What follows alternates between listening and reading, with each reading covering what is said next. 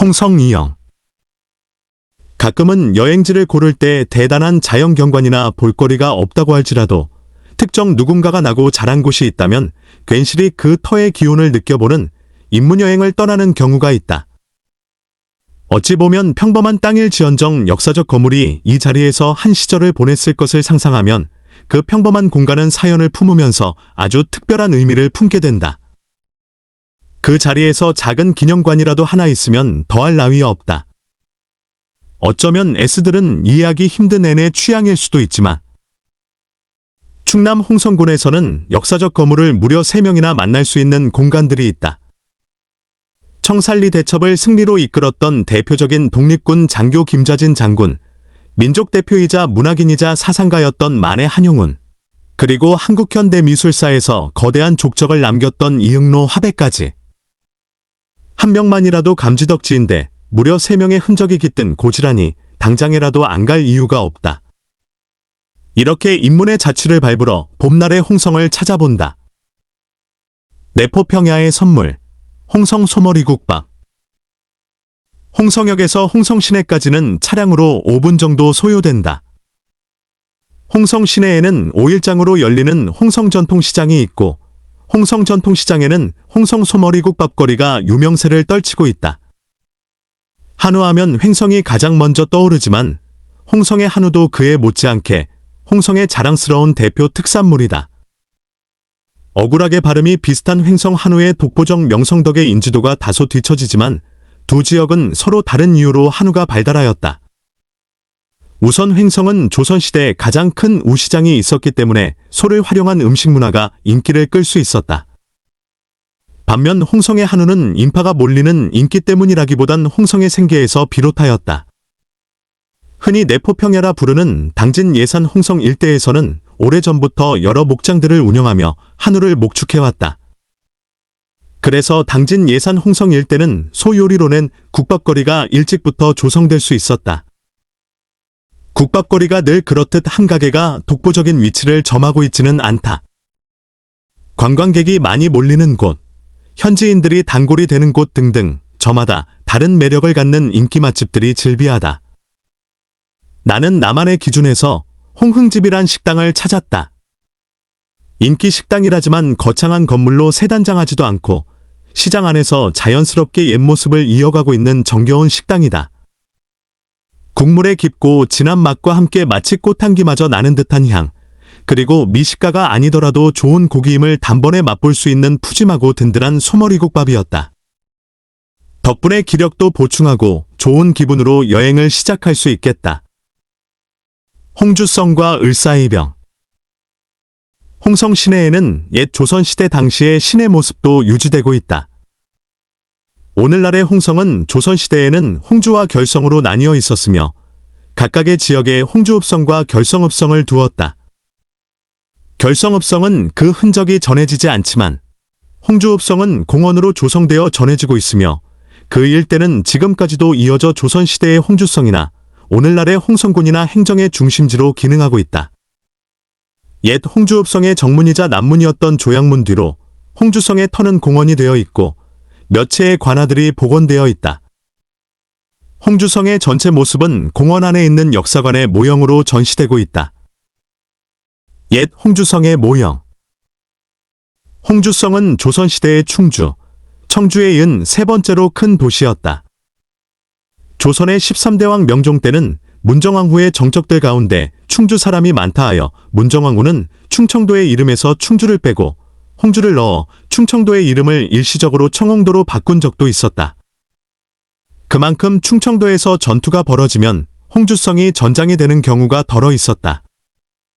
그중 대표적인 전투가 구한말 3대 의병들의 거병 사건 중 하나였던 을사의병의 홍주성 전투다. 때는 너일전쟁이 거의 끝나가던 1905년. 1905년 7월 일본은 미국과 가스라, 태프트 밀약으로 미국은 필리핀을, 일본은 조선을 식민지화하는 것에 서로 합의를 봤으며 8월 일본은 영국과 제2차 영일동맹을 통해 영국은 인도를, 일본은 조선을 식민지화하는 것에 서로 합의해 주었다. 그리고 9월 일본은 러시아와 포츠머스 강화 조약으로 너일 전쟁을 마무리했습니다. 러시아는 포츠머스 강화 조약으로 대한제국에 대한 일본 제국의 지도, 보호, 감독권을 승인해 주었다. 조선을 식민지화할 수 있는 국제적 인정까지 받은 일본은 본격적으로 대한제국의 식민지화 수순을 밟았고 그 첫 단계는 대한제국의 외교권을 빼앗아가는 것이었다. 일제는 강압적으로 을사늑약을 체결해 대한제국의 외교권을 박탈했다. 을사늑약이 체결되었음이 공표되자 전국적으로 엄청난 반발이 잇따랐다. 전국의 수많은 유림, 유생들이 만국공법, 국제법을 내세워 을사늑약의 백지화를 요구하고 을사늑약에 동의한 이완용, 이지용, 이근택, 권중현, 박재순 5명을 을사오적이라 맹비난하며 처벌하라는 상소문이 빗발쳤다. 민영환, 이한흥, 홍만식, 이상철, 김봉학, 송병선이 을사늑약의 부당함을 규탄하고자 스스로 목숨을 끊었습니다. 끝내 유림계 대표였던 최익현이 움직였다. 최익현은 뼈대 있는 가문 출신이기도 하여 성리학을 고수하는 당시 가장 대표적인 보수적인 위정척사파였다. 최익현은 500년 종사가 드디어 망하니 어찌 한번 싸우지 않겠는가 라며 70이 넘은 나이에 정읍에서 의병을 일으켰다. 유림계에선 최익현의 입김이 굉장히 강력했고 최익현이 전국적으로 의병 걸기를 호소하는 경문을 뿌리자 전국 단위로 의병들이 걸기하였다. 그중 가장 규모가 컸던 의병 부대는 홍성에서 형성된 민종식의 부대였다. 민종식은 큰 재산을 보유하고 있던 명망가문 출신으로 의병을 만들기 위해 가산을 다 팔고 군자금 2,000원을 마련했다. 처음엔 600명으로 예산에서 걸게하여 서천을 점령하였다가 홍성으로 넘어가 일본인 관리를 처단하면서 활동 범위를 더욱 넓혔다. 점점 의진의 병력이 부쩍 늘어나자 민종식의 부대는 홍주성 점령을 목표로 진군했다. 의진 병력은 1,000명이 조금 넘는 병력이었고 구식이긴 하지만 나름 화포까지 사용하며 1906년 5월 홍주성을 함락하였다. 홍주성을 함락하자 주변에서 훨씬 더 많은 의병들이 합류하였다. 그러나 일제는 충청도 공주에 주둔하던 대규모 병력을 홍주성에 투입하였고 홍주성에서 3일간 격전이 벌어졌다. 비극적이게도 민종식의 의진이 패퇴하고 홍주성을 빼앗기고 말았다. 홍주성을 탈환한 일본군은 홍주성에서 잔인한 사륙을 자행했다. 대한매일신보에는 이렇게 기술되어 있다. 일본 군대가 의병을 습격할 때 의병은 기밀을 알고 흩어져 모두 제거하지 못하고 무고한 거주민을 남기지 않고 도륙하고 일로전쟁 시 만주를 점령함과 같이 일본 인민을 점차 이죽해야 할 계획이라. 하니 한 사람의 무고한 백성을 죽이고 천하를 얻어도 사람들이 참지 못하는 바이건을 하물며 한 주의 무고한 생명을 학살하고 한 성을 점령했으니 이를 가히 참을 수 있겠는가? 우리는 너무나 비참하고 눈물이 흘러내려 할 말을 잊지를 못하겠다. 이 전투가 을사일병 당시 제일 규모가 컸던 홍주성 전투이다. 민종식은 숨어있던 중 체포되어 사형 선고를 받지만 훗날 순종황제 즉위와 더불어 특별사면으로 석방되었고 대신 진도에 유배되어 그곳에서 생을 마감했다. 홍주성의 성벽. 현재는 공원으로 조성된 홍주성. 이응노의 집, 고암 이응노 생가기념관. 홍성은 고암 이응노 화백이 태어난 곳이다. 그의 생가터에 가보면 어린 시절 고암 이응노가 나고 자랐던 자그만 초가집이 있고 그 뒤로 기념관이 놓여있다. 기념관은 전통적인 색채가 묻어나는 황갈색 외벽과 현대적인 감성을 자아내는 콘크리트 내부 디자인이 공존하는 멋진 현대 건축물이라 건축물을 보는 것만으로도 내 안의 예술적 세포들이 살아난다. 우리 집 남쪽으로 월산이라고 불리는 산이 있었고 북쪽에는 용봉산이라고 불리는 바위 투성이의 봉우리가 있었다. 아침 저녁으로 그리고 계절에 따라 이 산들의 모습은 그 이름처럼 보였다. 즉 월산이 아름답고 수수하고 우아하여 한마디로 여인의 자태를 보여준다면 용봉산은 강인하고 위엄있게 우뚝 솟아있었다. 선인들은 어찌 이리도 잘 어울리는 이름을 지었을까? 중략. 나는 17살까지 이러한 자연 속에서 자라났다. 나는 그림 그리기를 좋아하지만 그런 나를 도와주려고 한 사람은 아무도 없었고 오히려 나를 방해하려고 하였다. 그들은 자신들이 원하는 것을 말했지만 나는 남몰래 가벼운 마음으로 줄곧 그리고 또 그렸다. 땅 위에, 담벼락에, 눈 위에, 검게 그을린 내 살갗에, 손가락으로, 나뭇가지로 혹은 조약돌로. 그러면서 나는 외로움을 잊었다. 아득히 지나가 버린 시절이 이렇게 또렷이 떠오르다니. 오늘도 내 손은 붓을 잡고 내 눈은 당신을 뚫어지게 바라보고 있다. 지금도 그때처럼 그린다는 것으로 나는 여전히 행복했다. 고암 이응로. 고암 이응로 화백은 한국 현대미술의 2세대에 속한다. 구암말에서 일제강점기 고전미술에서 현대미술로 넘어가는 과도기를 만들었던 1세대에 이어 2세대 현대미술가들은 저마다의 방식으로 한국 현대미술의 지평을 넓혀나갔다. 고암 이응로는 전통회화라는 고전미술의 정체성을 유지해가는 가운데 서양의 현대미술을 접목하는 그룹에 속했다. 따라서 그는 모든 그림을 서양의 캔버스가 아닌 동양의 종이에 그렸다. 그리고 그는 동양의 붓과 먹을 사용했다. 이응로는 어릴 적부터 그림에 대한 지대한 관심을 보였으나 다소 보수적인 아버지는 화가라는 아들의 꿈을 완강하게 반대했다. 19살 뛰쳐나가듯이 이응로는 집을 나와 서울로 유학하며 그림을 배웠고 1924년제 3회 조선미술전람회에서 풍죽을 발표하며 입단하였다. 초기의 이응로의 그림은 대나무를 소재로 한 동양화였다. 1935년부터 이응로는 일본과 식민지 조선을 오가며 서양화를 접하였다.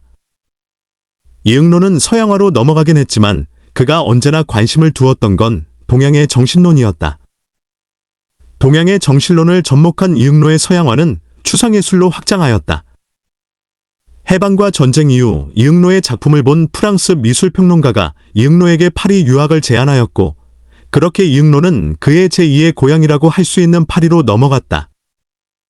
프랑스에서 생활고에 시달리던 이응로는 작은 비용으로나마 구입할 수 있는 최소한의 재료로 추상화를 제작해 나갔는데 그 모든 재료들은 역시 동양의 재료들이었다. 프랑스 미술계에서 점점 이응로의 입지는 잘 다져졌으며 그의 명성에 힘입어 이응로의 작품 세계는 인간의 율동과 인간이 사용하는 문자를 담아내기 시작했다. 이후 율동과 의문자는 이응로의 작품 세계를 상징하는 두 가지 단어가 된다. 60년대 군사정부의 간첩 조작 사건이었던 동백림 사건의 억울한 희생자가 되어 이응로는 귀국 후 힘든 투옥 생활을 해야만 했다. 언제나 예술은 잔인하듯 출소 후 이응로는 민중의 힘을 더 크게 느끼면서 그의 작품 세계가 담고 있는 동양의 정신론은 한층 더 그 깊이가 깊어졌다. 1989년 민주화가 된 이후에서야 이응로의 개인전이 한국에서 최초로 개최되었다. 그간 군부 독재의 낙인이 찍혀 출소 이후에도 이응로는 유럽에 거주하였는데 마침내 그의 고국에서 갖는 첫 개인전으로 영광의 환영을 받으며 귀국할 수 있게 되었다. 귀국을 얼마 남겨두지 않았을 때 비극적이게도 이응로는 세상을 떠나고 말았고 결국 고국에서 열리는 그의 첫 개인전은 작가가 없는 상태로 진행될 수밖에 없었다. 이응로는 정통 동양화가이면서 한편으로는 누구도 따르기 힘든 현대적인 조형 세계를 다양하게 추구했다. 그의 화풍은 프랑스로 건너가기 이전의 구상, 반추상의 구상화, 빠삐에 꼴레, 파페이 콜레이, 문자 추상, 인간 시리즈 등으로 이어졌지만 그 작업의 기본은 종이에서 이루어졌다. 여러 가지 복합적인 이유로 이응로가 이룩한 예술은 아직도 사회적으로 제대로 평가받지 못하고 있으나 그는 지필묵의 달인이자 그것을 현대적 조형으로 끌어올린 우리의 귀중한 화가임에 틀림없다. 미술사학자 유홍준. 이응로의 생가에 세워진 이응로의 집이란 이름의 미술관에는 이응로의 작품들이 많이 전시되어 있지는 않다. 홍성의 이응로의 집보다는 대전에 있는 이응로미술관에 이응로의 작품들을 집중적으로 전시하고 있다. 충청도에는 이응로와 관련한 여행지들이 있는데 우선 이응로의 생가였던 홍성의 이응로의 집과 대전에 있는 이응로미술관과 더불어 충남 예산의 이응로와 그의 아내가 운영했던 수덕여관이 있다. 향후 대전과 예산을 다룰 때마다 이응로의 작품 세계와 생애를 다각도로 다룰 예정이다. 독립전쟁의 별, 김자진 장군 생가지. 두 번째로 소개하는 홍성이 낳은 역사의 거물은 일제강점기 당시 독립전쟁의 별이라고 할 수 있는 김자진 장군이다. 홍성 갈산면에는 김자진 장군 생가가 복원되어 있으며 그 옆으로 기념관이 세워져 있다. 방금 갔다 온 이응로의 생가가 말 그대로 초가삼간의 작은 초가집이었어서 그런지 김자진 장군의 생가가 확연하게 호화스러워 보인다. 김자진 장군의 생가는 전형적인 양반가에 멋들어진 기와집이다. 김자진은 매우 유복하게 태어났다. 그의 집안은 조선 말 세도 정치기를 이끌며 막대한 권력과 재산을 누렸던 신안동 김씨, 장동 김씨였다. 부정적인 이미지만 가득한 안동 김씨 집안에서 어떻게 이런 영웅이 탄생할 수 있었을까? 어릴 적 김자진의 모습은 그가 태어난 가문과 달리 반골 중의 반골이었다. 부유하게 나고 자란 건 맞지만 김자진은 15살 때 집안의 노비들을 전부 풀어주었고 집안의 땅들을 소장농에게 아무런 대가나 값을 받지 않고 그냥 선물해 주었다. 정근대적인 제도, 관례 등을 끔찍이도 싫어했던 것으로 보인다. 심지어는 18살 때 거대한 집 중 일부를 학교로 만들어 인근 마을의 아이들과 청년들에게 근대식 교육을 제공하기도 했다. 학생 수가 100여 명에 달했다고 하니 홍성에서 꽤나 이름을 알리던 학교였던 것이다. 10대의 나이 때 그는 대한제국 육군무관학교를 졸업하기도 하였다. 그리고 그의 나이 20대 초반 우리는 주권을 일제에게 빼앗기고 말았다. 김자진은 망설임 없이 독립운동에 참여하기로 하였다. 당시 신민회 회원들이 서간도 지역의 독립군 양성을 위해 무관학교를 설립하려고 하자 김자진은 경성으로 올라와 자금 확보 활동에 나섰다. 아마 이맘때쯤 김두한을 낳은 것으로 보인다. 하지만 밀고자로 인해 일제에 발각되어 체포된 후 옥살이를 할 수밖에 없었다. 추록한 뒤 김자진은 국내에선 독립운동을 이어가기가 힘들다고 판단하여 1918년 만주로 넘어가 대한광복회에 가입하였다. 대한광복회는 1915년 국내 대구에서 허위, 박상진 등이 중심이 되어 결성된 비밀결사단체로 독립운동단체 중 최초로 공화정을 지향하던 단체였다. 조선으로 돌아가자는 것이 아닌 공화정에 기반한 새로운 국가를 만들자는 기치였다. 대한광복회는 만주에도 지부를 두어 친일 부호를 습격하거나 해외의 독립군을 결성하기 위해 군자금과 무기들을 공수했다. 하지만 대한광복회는 조직을 전국으로 확대할 무렵 뚜렷한 성과를 보이지 못한 채 1918년 조직이 발각되어 와해되고 말았다. 이후 김자진이 몸을 담은 곳은 대종교라는 종교단체에서 조직했던 중광단이라는 조직이었다. 중광단은 북간도 지역에서 독립군 부대를 양성하고 있었는데 이때 김자진을 장교로 초빙하였다. 다만 중광단의 상당수는 공화정이 아닌 고종 혹은 순종을 복귀시키자는 복벽주의를 지향했는데 철저한 공화주의자였던 김자진은 중광단 내 다른 공화주의자들과 함께 북로군 정서를 따로 조직하였다.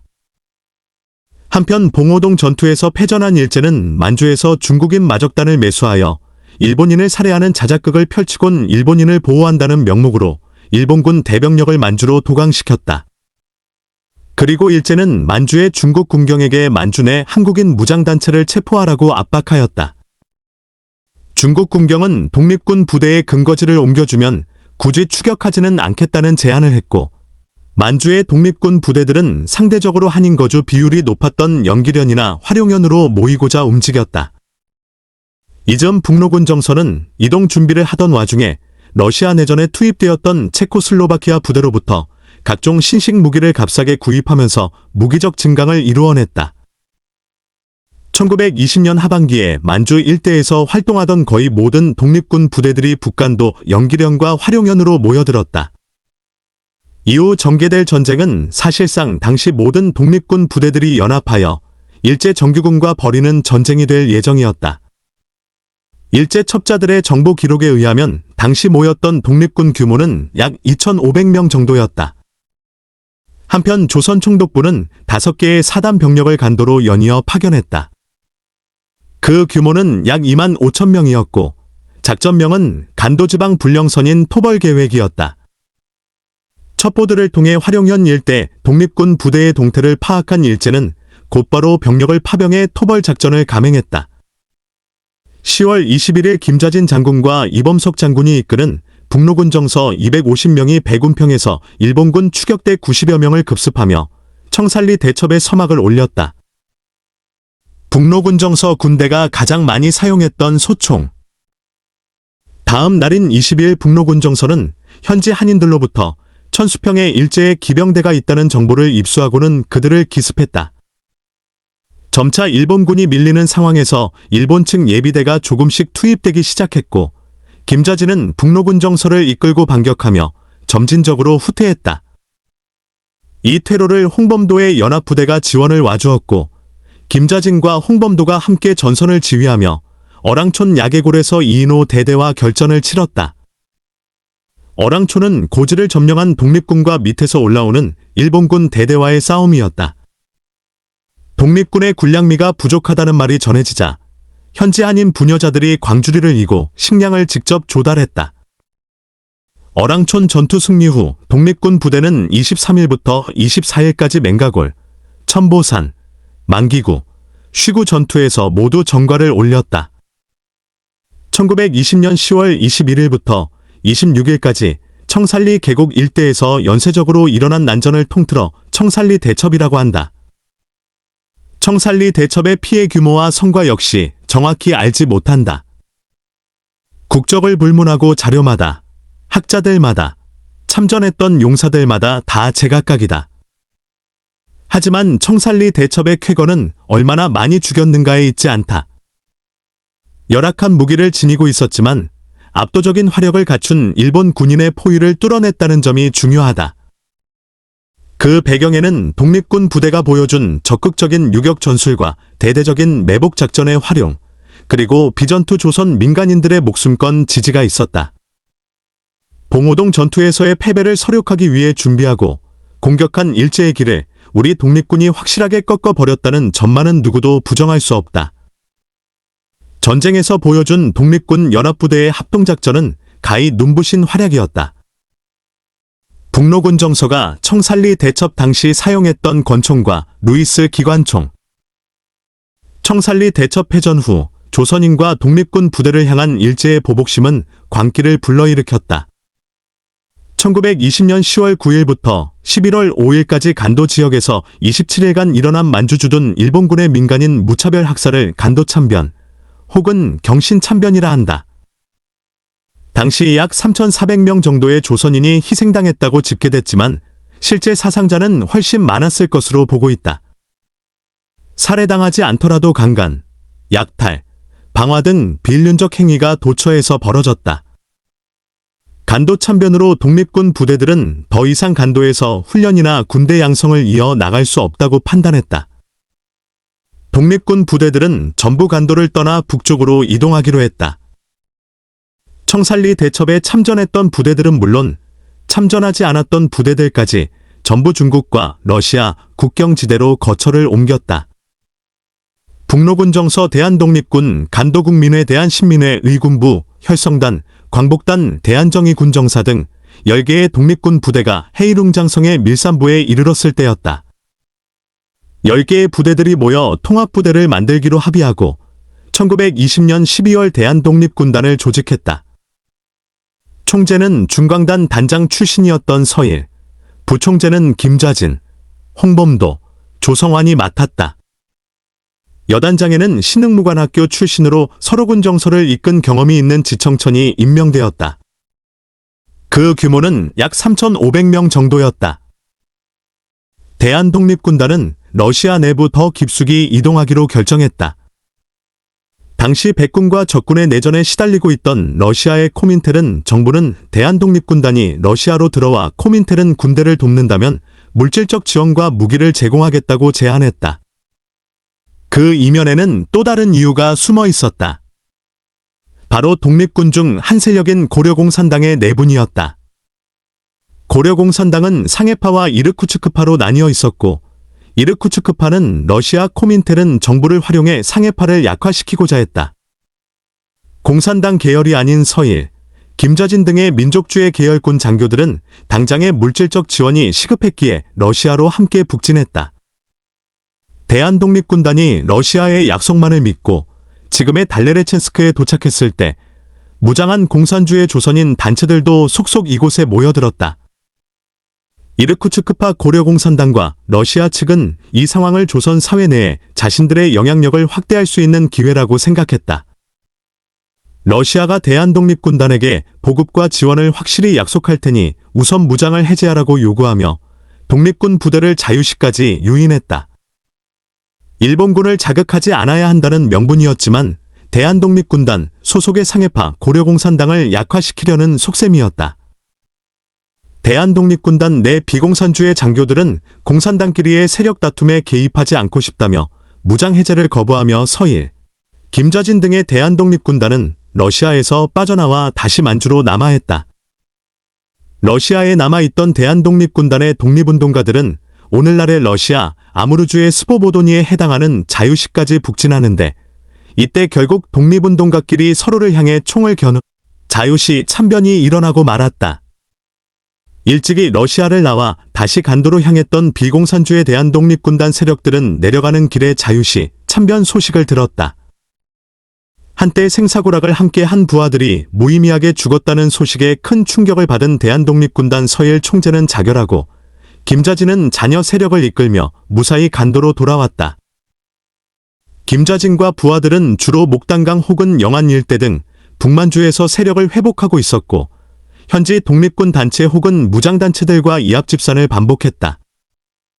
1925년 김자진의 주도하에 대한 독립군단 출신의 민족주의자들 약 200여 명이 모여 북만주 일대의 신민부를 결성했다.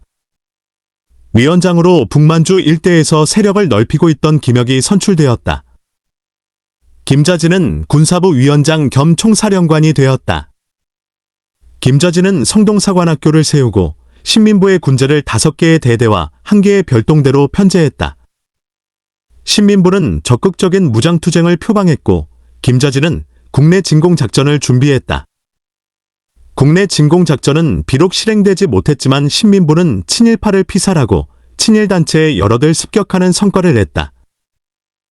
하지만 1930년 김자진은 현 헤이룽장성 하이린시 산스진 다운안촌을 지나던 중 공산주의자에게 저격을 당해 암살되고 말았다. 범인은 박상실이란 사람으로 공산주의자였다는 것만 알 뿐 그의 개인적인 역사에 관해서는 전해지는 바가 많지 않다. 범행 동기는 김자진이 독립운동가 세력 내에서 공산주의자들을 멀리하는 것에 불만을 품었기 때문이라고 하지만 박상실의 김자진 암살은 정확한 이유나 배경은 밝혀지지 않은 채 설만무성하다. 김봉환이라는 공산주의자가 박상실에게 김자진을 음해하여 박상실에게 암살을 사주했다는 설과 박상실이 혼자서 벌인 일이라는 설, 김자진이 사실은 친일파였다는 밀정의 무고로 박상실이 오해했다는 설 등 다양하다. 박상실은 이후 체포되어 처형되었고 그 배우가 누구였는지는 진실 저 너머에 있다. 김자진은 죽기 직전 이런 말을 남겼다. 아직 해야 할 일이 많은데 지금 죽는 것이 한스럽다. 적막한 달밤에 칼머리에 바람은 세찬데 칼 끝에 찬 서리가 고국 생각을 돋구는구나. 삼천리 금수강산에 외놈이 웬 말인가. 단장의 아픈 마음 쓸어버릴 길 없구나. 칼머리 바람이 센데 관산 달은 왜 밝은가. 칼끝에 서리빨 차가워 그리운 고국이여. 삼천리 무궁화동산에 외적이 웬 말이냐. 내 쉼 없이 피 흘려 싸워 외적을 물리치고 진정 이미 조국 찾고야 말 것이다. 김자진 단장지통 남당항의 봄철 세조개 쭈꾸미 홍성시내와 홍주성 공원 이응로 화백의 생가를 거쳐 김자진장군 생가지까지. 사실 이 동선은 홍성역에서부터 남당항으로 오기까지의 동선이었다. 특정 누군가의 흔적을 찾아 떠나는 인문기행은 어느 계절에 찾아도 큰 상관은 없지만 괜히 홍성의 여행은 봄철마다 찾게 되는 건 남당항에서 봄의 생명력을 먹기 위함이다. 봄이 되면 남당항은 세조개와 쭈꾸미를 어획하는 어부와 그것들을 파는 가게들과 그것들을 먹기 위해 찾아오는 관광객들로 붐빈다. 서해로 나갈 수 있는 홍성 천수만변의 남당항엔 일찍이 세조개와 쭈꾸미로 샤브샤브를 해먹는 식문화 겸 관광상품으로 이름을 날리고 있다. 조개야 어디 가서나 먹을 수 있지 않냐고 생각할 수 있겠지만 세조개의 경우 다르다. 세조개는 양식이 불가능하기 때문에 전부 바다에서 직접 어획해올 수밖에 없는 자연산이다. 더군다나 세조개는 생육 조건이 까다로워 그 맛이 좋을 수밖에 없으며 공급량이 풍부하진 않다. 회로도 먹을 수 있는 깨끗한 조개다. 물론 다른 항구에서도 세조개를 찾는다면 찾을 수 있겠지만 세조개를 가장 쉽고 그리고 가장 확실하게 맛볼 수 있는 곳은 남당항이다. 속살이 새의 부리를 닮았다고 하여 붙여진 이름인 세조개는 조개라고 하기엔 그 크기가 굉장히 큰 편이라 씹는 맛이 아주 일품이다. 세조개의 산란기간이 2에서 3월이라 3월이 가장 살이 많이 오를 시기다. 정약전의 자산어보에는 자캅이란 이름으로 소개되어 있다. 민간에서 부르는 이름은 세조개다. 큰 것은 지름이 4~5치다. 껍데기는 두껍고 미끄럽다. 참새와 같은 색깔이고 무늬가 참새의 털과 비슷하여 참새가 변한 것 같다. 북쪽 지역에서는 천하게 여길 정도로 많지만 남쪽 지역에서는 희귀하다. 보통 껍데기가 양쪽으로 합쳐진 것을 합이라고 하는데 모두 진흙 속에 숨어 살고 알을 낳는다. 정약전 자산어보. 남당항의 또 다른 맛은 쭈꾸미다. 우리 세대는 쭈꾸미를 철판에 강한 양념과 볶아 먹거나 치즈를 얹어 먹는 게 익숙하지만 본디 쭈꾸미는 샤브샤브로 먹는 게 쭈꾸미 본연의 맛을 느낄 수 있다. 쭈꾸미의 제철은 봄과 가을이다. 쭈꾸미의 살이 가장 오르는 시기는 가을이지만 봄철에 쭈꾸미가 알을 품고 있기 때문에 미식가라면 환장하는 쭈꾸미의 알까지 먹고 싶다면 봄에 쭈꾸미를 먹어야 한다. 쭈꾸미는 문어, 낙지처럼 다리가 8개이지만 크기가 문어와 낙지에 비해 더 작은 편이다. 낙지와 쭈꾸미의 가장 쉬운 구별법은 쭈꾸미는 낙지와 달리 몸통이 매우 크고 다리가 짧다는 신체적 특징이다. 더 작은 만큼 식감이 더 조직적이고 쫀득하여 식감만 따지고 보면 개인적으로 문어와 낙지보다 쭈꾸미를 더 좋아하는 편이다. 쭈꾸미는 타우린 함량이 많아 피로회복에 좋은 음식으로 손꼽히기도 한다. 정약전의 자산어보에는 준어란 이름으로 소개되어 있다. 민간에서 부르는 이름은 쭈꾸머다. 크기가 4~5치를 넘지 않는다. 생김새는 장어와 비슷하다. 다만 다리가 짧아서 겨우 몸 길이의 반 정도만 차지한다. 정약전 자산어보. 남당항의 가게를 찾으면 대부분 세조개 샤브샤브와 쭈꾸미 샤브샤브를 따로 판매하고 있지만 적당히 섞어달라 하시면 쭈꾸미를 먼저 그리고 그 이후에 세조개를 내어주신다. 상다리 꺾어질 것만 같은 풍부한 해산물 반찬에 각종 채소로 육수를 푹 고아낸 깔끔한 국물에 쫄깃한 쭈꾸미와 세조개를 먹고 나야 홍성에 왔다고 할 수 있다. 만해의 시세계, 만해문학체험관. 둘째 날 향하는 마지막 입문기행은 만해 한용운이 태어난 곳이다. 만해 한용운의 생가지는 남당항에서 다시 홍성 시내로 가는 길목에 있기에 동선상 편하기도 하다. 만해 한용운의 생가지에는 한용운이 나고 자란 초가집을 복원해 두었고 그 옆으로 만해의 일생과 사상을 엿볼 수 있는 만해문학체험관이 조성되어 있다. 한용운은 몰락 양반 가문 집안 출신으로 태어났다. 부친은 하급 공무원으로 동학농민운동 당시 진압관군에 소속되어 있었다고도 한다. 동학농민운동 당시 10대 후반이었던 한용운은 이미 사회와 국가가 대혼란의 시대로 접어들었음을 잘 자각하고 있었고 어지러운 속세로부터 벗어나고자 들어간 곳이 설악산의 백담사였다. 처음엔 오세암이라는 작은 암자에서 머슴살이를 하면서 불교 교리를 공부했다.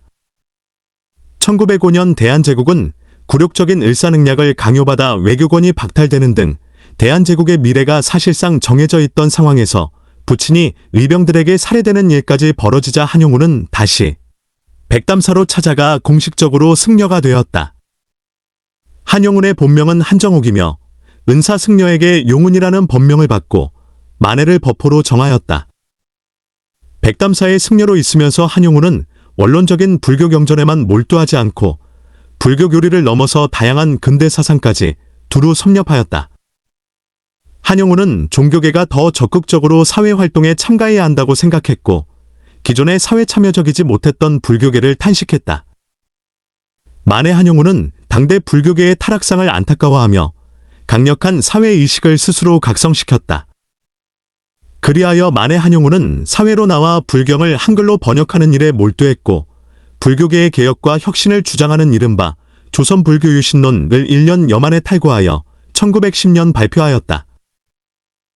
1910년 일제강점기가 시작되자 만해 한용운은 더 강도 높은 불교계의 친일 행위를 경계하고 근대적 민중불교의 대중화를 꾀했다.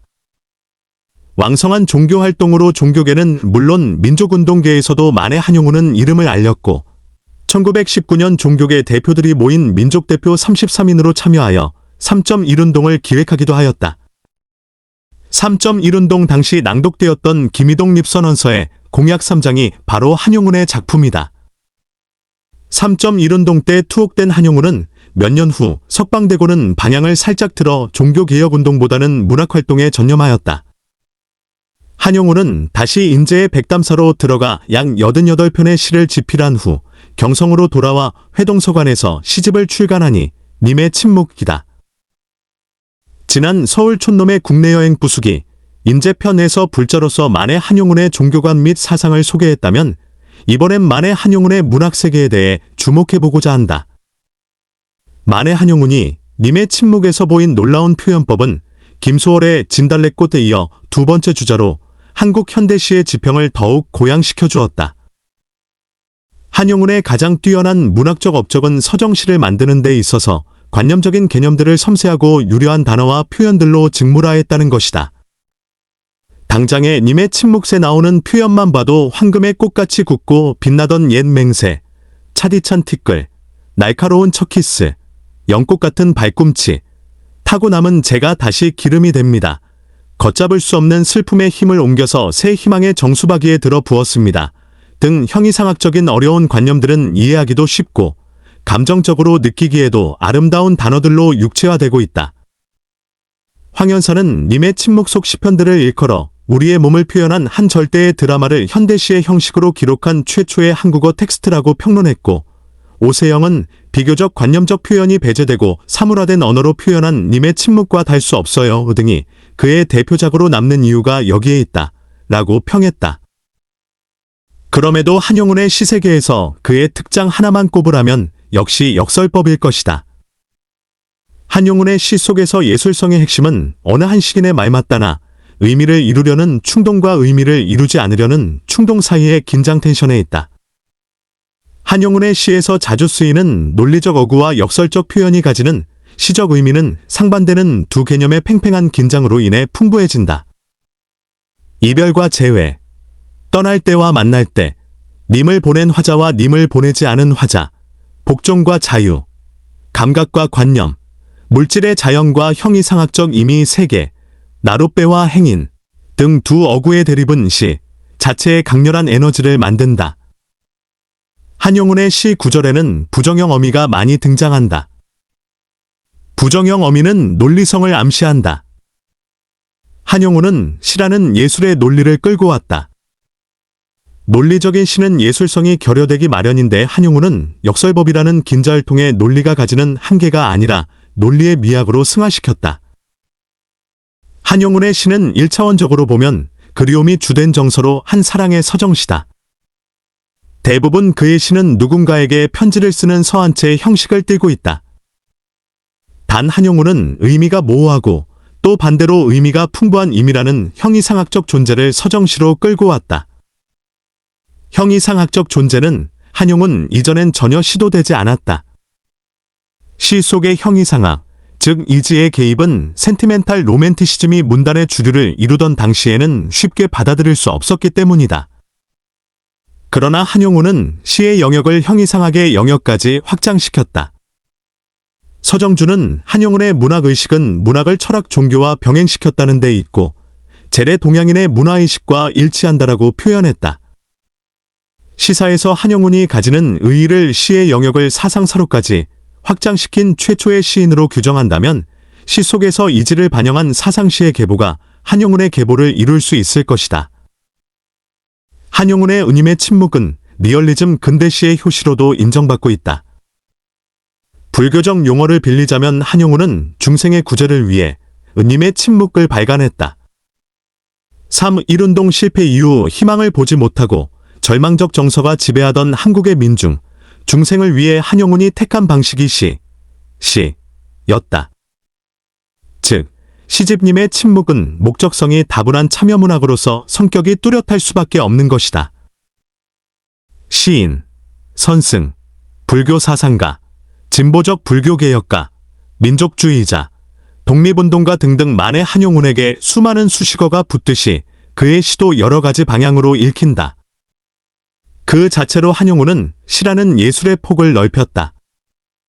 비록 한용운을 시인이라고 규정지을 순 없지만 그가 한국 시사에서 이룬 업적은 기념비적이다.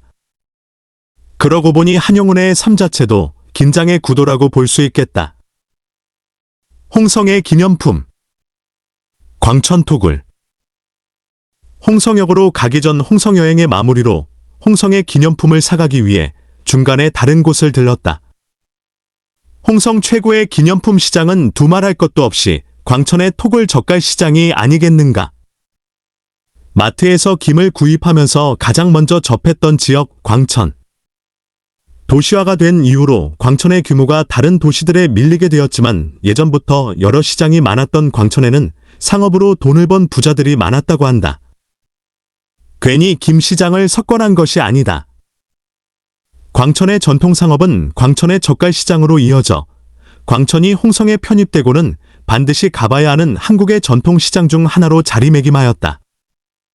광천의 젓갈은 독특하다. 바로 토굴에서 숙성시켜 탄생한 젓갈들을 내놓는다. 여러 종류의 새우들 중 젓갈에 사용하는 작은 새우 젖새우는 서해 바다에서 거의 독점하다시피 하는데, 그래서 서해안을 끼고 있는 해안도시에서는 고려시대부터 젖새우를 숙성시킨 새우젓갈을 만들어 시장에 내다 팔곤 하였다. 다만 여름철 새우젓갈을 만드는 것이 곤혹이 아닌 곤혹이었다. 여름철 무더위로 인해 젓갈들이 쉽게 부패하였던 것이다. 그래서 산업화 이전에는 여름철에 새우젓갈을 확보하기가 어려웠다. 하지만 1954년 새우젓갈을 만들던 윤병원 씨가 1954년 광천에 남겨져 있던 일제강점기에 금광 폐광에 새우젓갈을 숙성시켜 보았는데 광산의 서늘한 온도 덕에 여름철에도 젓갈이 부패하지 않았던 것이다. 가장 자연적인 냉장시설을 발견한 것이다. 이후 새우젓갈을 만드는 상인들이 토굴을 만들어 토굴에서 새우젓갈을 숙성시키기 시작했고, 사람들은 여름철에도 젓갈을 먹을 수 있는 광천의 젓갈시장을 찾으며 광천의 토굴 새우젓이 유명세를 떨쳤다. 젓갈에 쓰이는 젖새우는 5월에 잡히는 오젓, 6월에 잡히는 육젓, 가을에 잡히는 추젓 등으로 분류되는데, 이 중 가장 살이 토실토실한 육젓을 최고로 치긴 하지만 오젓, 육젓, 추젓 모두 용도에 따라 다르게 쓰이기 때문에 어느 것이 가장 맛있다고 감히 단언해버릴 수는 없다. 광천 토굴 시장에는 새우젓 외에도 다양한 젓갈들을 판매하고 있다. 홍성의 광천 토굴 시장을 다녀온 뒤로 지금까지도 배달을 받고 있는 가게가 생겼을 정도로 광천 토굴 시장에 완전히 매료되었다. 역시나 젓갈이야말로 한식의 근본이지 싶다. 홍주성 역사관에 들어갈 때 입구에 걸려있던 한 글귀가 참 인상적이었다. 청곤악지, 청곤악지, 애땅 홍주. 옛 홍성을 묘사하던 수사적 표현이 청곤악지, 청곤악지 였다고 한다. 하늘에서 북이 떨어지는 처녀의 명당이란 뜻이다. 실제로 땅에 기운이 있다는 비과학적인 말을 절대적으로 믿는 편은 아니다. 사실 유명인사 배출하지 않은 땅이 어디 있으며 홍성 출신의 역사적 거물들도 하나의 일관된 공통점이 있는 것도 아니라 각계각층의 다양하고 훌륭한 분이 있으니 말이다. 다만 홍성의 역사를 살펴본다면 홍성의 상징성과 의의가 결코 작지 않다는 걸 알 수 있다. 다시 한번 말하지만 조선시대 홍성은 굉장히 큰 규모의 도시였다. 팔도로 구성되어 있던 조선시대 행정구역은 그 아래로 행정구역 단위가 등급화되어 있었는데 그중 가장 높은 단계의 행정구역 단위는 목이었다. 목에 파견되는 지방관을 목사라 불렀으며 품계가 불여정 상품이었다. 충청도에는 단 4개의 목이 있었고 4개의 목은 충주, 청주, 공주, 그리고 홍주, 옛 홍성였다. 충청도를 책임지는 곳 중 하나였으며 오늘날에는 충청남도청이 홍성의 내포신도시에 자리하여 충남의 행정적 중심 역할까지 하고 있으니 홍성의 내력과 역사가 남다르다고 할 수 있다. 땅의 기운이라는 건 모르겠다만 어쨌든 이 정도 내공의 역사를 훑으니 대단한 역사적 거물들이 나올 수 있는 게 아니었을까 싶다. 김좌진, 만해 한용운, 고암 이응로 세 사람을 소개하긴 했지만 세 사람 외에도 홍성 출신으로는 공민왕이 불교개혁을 위해 모셨던 보우스님, 조선시대 사육신 중 한 명인 성삼문, 드라마 미스터 션샤인에서 김사홍 대감의 모티프가 되었던 고종과 순종 황제의 스승지산 김복한 등이 있다. 여행의 재미를 더 깊이. 여행지와 어울리는 책 추천. 한용운 의님의 침묵. 우리나라 독립운동가이자 사상가이자 지사이자 승려이자 문학가인 만해 한용운의 유일 시집님의 침묵입니다. 시집에 수록된 작품들이 전체적으로 이지적이고 형이상학적이긴 하지만 내용이 마냥 어렵지 않게 느껴지는 건 특유의 섬세한 감성이 아리따운 표현법으로 구체화되어 오롯이 독자에게 잘 전달되기 때문인 듯 싶습니다. 특히나 한용운이 자주 쓰는 역설적 표현은 작품의 깊이를 아주 심오하면서도 시격을 향상시켜 주어 참 품위가 있는 시라는 인상을 받습니다. 어떻게 해석을 해도 다양하게 해석되는 풍부하고 입체적인 한용운의 시. 한용운은 한국 문학사에서 가장 시를 잘 쓰는 시인 중 한 사람이 아니었을까 합니다. 한용운은 독자에게 남기는 말에서 자신의 시를 읽는 것이 늦은 봄의 꽃수풀에 앉아서 마른 국화를 비벼 코에 대이는 것과 같기를 바란다고 말했습니다. 저 수사적 표현이 무엇을 의미하는지, 정말로 저런 감정이 드는 시인지 직접 88편의 시를 읽어보시고 느껴보시길 추천드립니다. 여행의 재미를 더 깊이. 여행지와 어울리는 영화 추천. 미야자키 하야오 감독의 벼랑 위의 폰. 지브리 스튜디오의 16번째 장편 애니메이션이자 미야자키 하야오의 10번째 장편 애니메이션입니다. 인간은 바다에 대해 아름답다고 여기는 마음과 두려워하는 감정을 모두 갖고 있다고 봅니다. 벼랑 위의 포뇨는 바다에 대한 이러한 인간의 양가적 감정을 순수하고 사랑스러운 톤으로 만들어낸 영화입니다. 잔잔하고 태양빛을 반사시키는 시적인 바다와 거친 자연재해를 일으키는 대자연으로서 바다가 포뇨라는 캐릭터로 상징화되는데 천재적인 애니메이션 아티스트가 포뇨라는 캐릭터로 자연과 인간의 순정어린 관계를 승화하는 방식이 훈훈하고 애니메이션이라는 장르가 딱 창작자의 의도를 전달할 수 있는 적확한 표현 방식이었다고 느껴지죠. 남당항에서 비단같이 수려한 바다를 보고 시원한 바닷바람을 맞고 소략하고 부드러운 파도 소리를 듣고 맛있는 제철 해산물 샤브샤브를 먹은 뒤 이 영화로 바다를 완성하심이 어떠신가요?